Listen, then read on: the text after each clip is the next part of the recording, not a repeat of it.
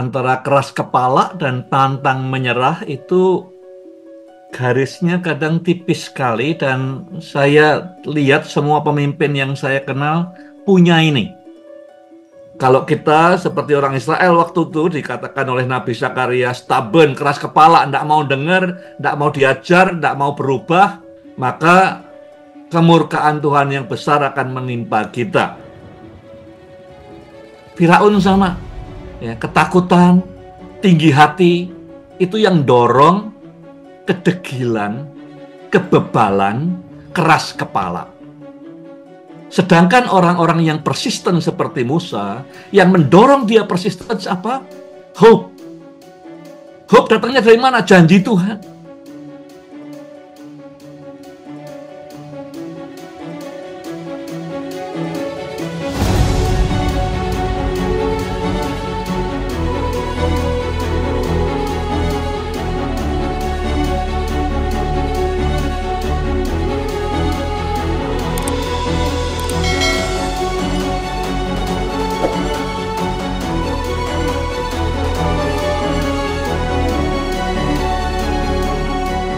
Menutup dengan satu topik, stubbornness atau persistence. Ya. Antara keras kepala dan pantang menyerah itu garisnya kadang tipis sekali, dan saya lihat semua pemimpin yang saya kenal punya ini. Kalau dia itu di konteks yang benar, di hubungan yang benar dengan Tuhan, maka yang terjadi adalah persistence. Tapi kalau dia di tempat yang salah, di sisi yang salah, bukan di sisinya Tuhan, hubungannya dengan Tuhan tidak baik, maka itu jadi stubbornness, keras kepala. Jadi pelajaran dari dua pasal ini, kalau mau diringkas, antara dua sisi ini, antara stubborn atau persistence. Nah, yang diharapkan Tuhan tuh hati seperti apa? Yang diharapkan tuh hati yang teachable, yang bisa diajar, bisa berubah, bisa teachable, moldable, ya, dibentuk oleh Tuhan, dengar-dengaran Tuhan, itu yang bisa menjaga kita supaya tidak jatuh ke sisi yang sebelah kiri, stubbornness. Di dua pasal ini sesungguhnya ada dua figur yang diperbandingkan oleh firman Tuhan yang saya pelajari. Dan kita pernah, saya pernah, nggak usah ngomong orang lain, saya pernah di sisinya Firaun, stubborn, keras kepala. Tapi juga harapan saya lebih sering di sisinya Musa, yang persisten. Nah, kadang kita tidak bisa bedakan itu. Banyak orang tidak bisa bedakan antara stubborn dengan persisten. Nah, saya mau ajak kita untuk lihat. Karena kalau kita nggak ngerti, kadang-kadang kita pikir ini persisten padahal stubborn. Ya, keras kepala, kokoh gitu. Cuman kalau kita ngerti, sesungguhnya kita semua punya potensi, punya benih untuk stay the course. Determinasi itu ada. Cuman tinggal itu stubborn atau persistent. Contohnya nih, ya, di dua pasal ini saja dikatakan namun di Keluaran 8:15, ketika Firaun melihat bahwa sudah ada kelegaan, ya, tidak tertekan lagi, dia mengeraskan hatinya dan tidak mau mendengarkan mereka. Jadi dia mengeraskan hati tidak hanya pertama kali ini. Di ayat 15 ya, ayat 19 ya, ayat 32 ya, di pasal 7 ayat 13 ya, ayat 14 ya, ayat 22 ya.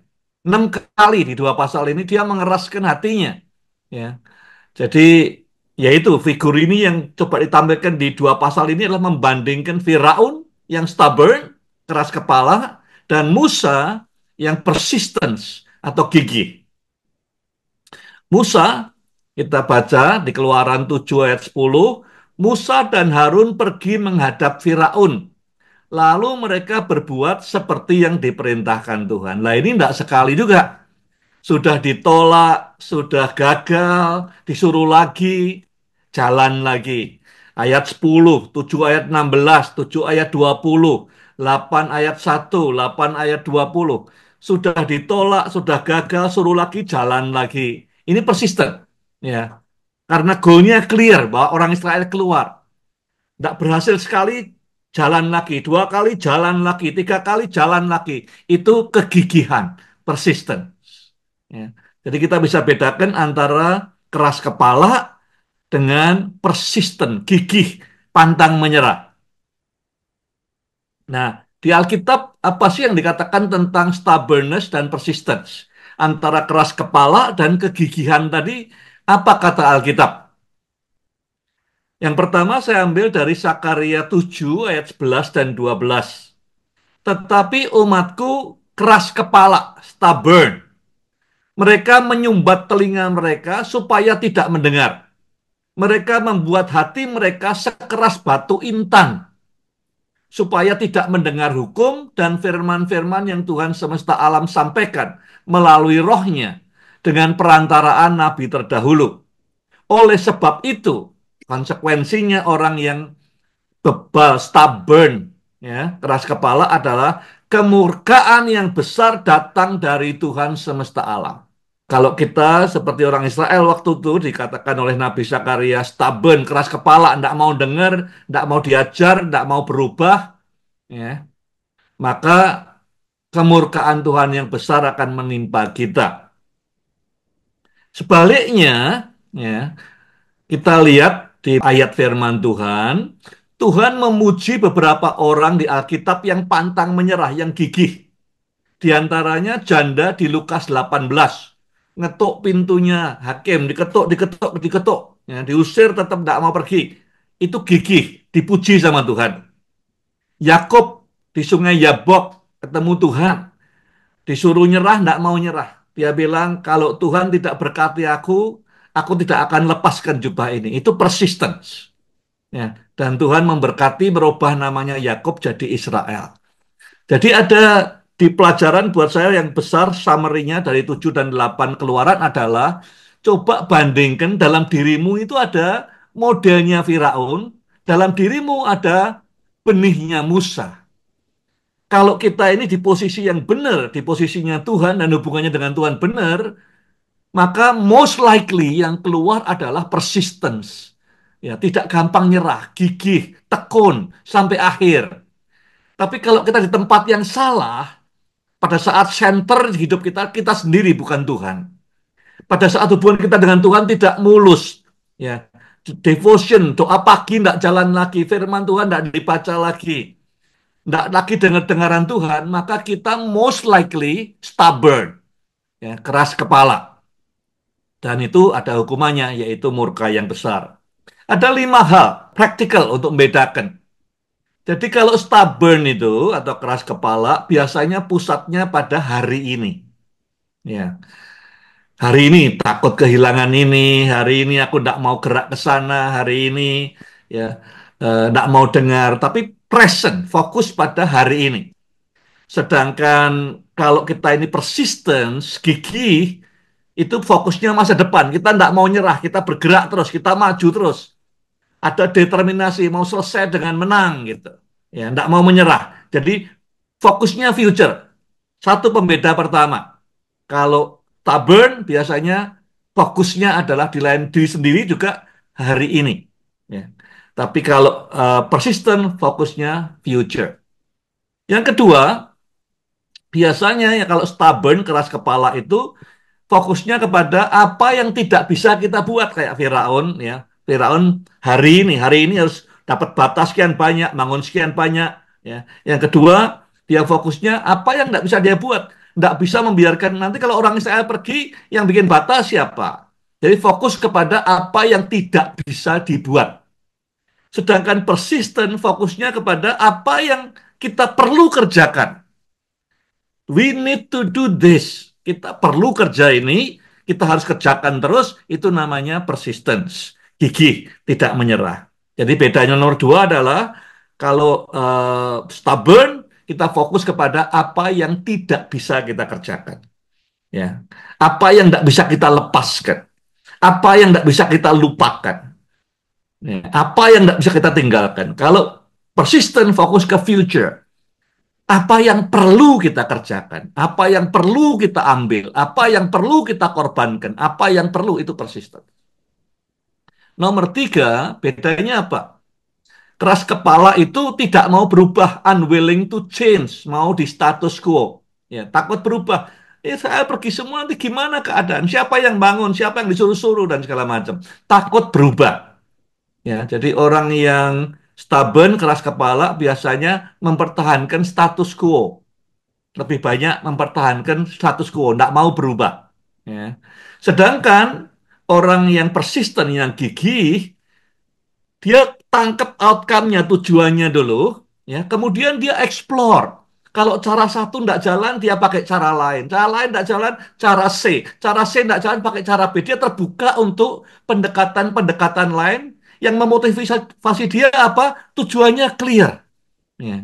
Jadi persisten kemana? Kepada goalnya, kepada outcome-nya.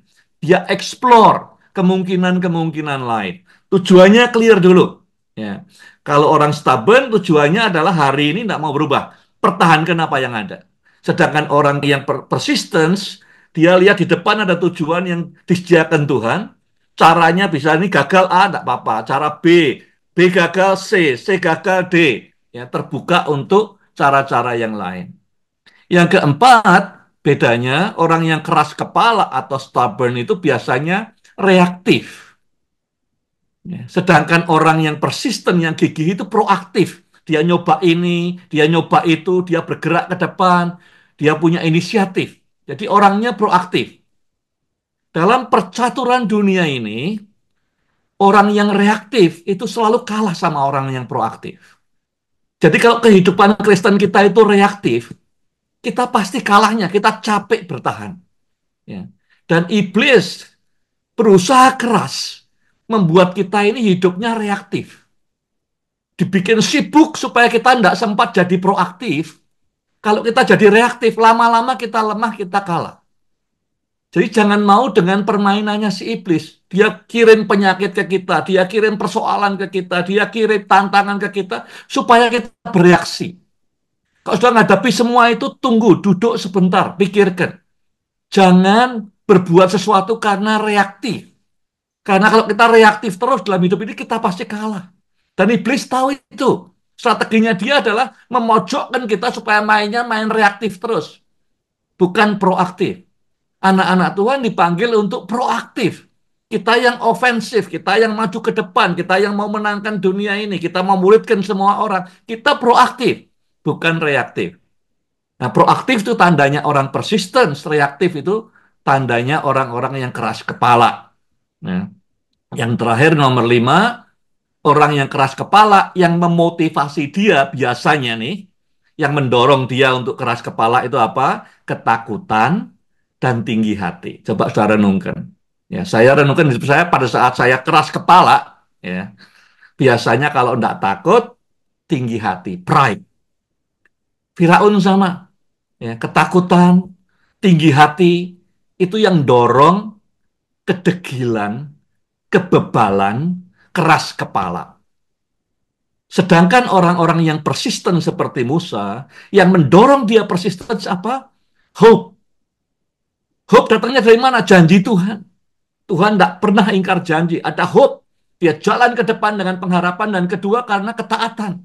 Saya tidak ngerti banyak hal di depan. Tapi saya mau taat apa yang Tuhan katakan hari ini. Jadi 5 hal ini membedakan antara Firaun dengan Musa. Yang satunya keras kepala, ujungnya apa? Murka Tuhan. Yang satu adalah gigih, pantang menyerah. Rewardnya apa? Legacy. Salah satu orang terpenting dalam sejarah seluruh umat manusia adalah Musa. Saya titipkan satu hal, saudara ambil waktu weekend ini. Ya, saya renungkan ini, saya ingin titipkan saudara juga. Ya, renungan besok satu, lusa satu, Sabtu, Minggu. Ya, ingat-ingat kembali kapan terakhir kali saudara stubborn, keras kepala. Jangan bilang ke saya tidak pernah. Ya, karena biasanya pemimpin selalu punya ini.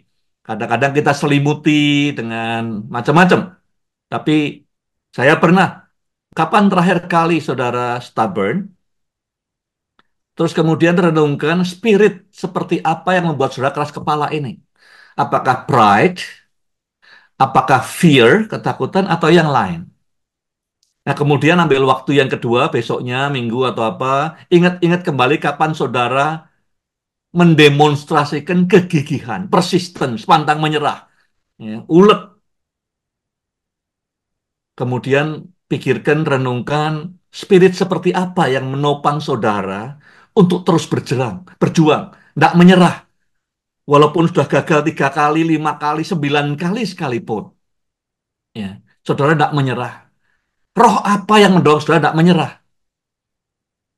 Apakah karena janji Tuhan, harapan, atau karena ketaatan, atau karena apa? Ini halnya tipis, saudara. Semua pemimpin punya benih ini. Ya, saudara bisa ke kiri, bisa ke kanan, bisa bebal, keras kepala, atau bisa persistence, meninggalkan legacy. Untuk itu kita perlu kenali saudara Firaun yang hidup dalam kita sekarang atau Musa yang mau dibentuk, yang taat, yang percaya janji Tuhan. Saudara mungkin sedang mengalami ini. Kalau ini keras kepala, tinggalkan. Kalau ini persisten, teruskan.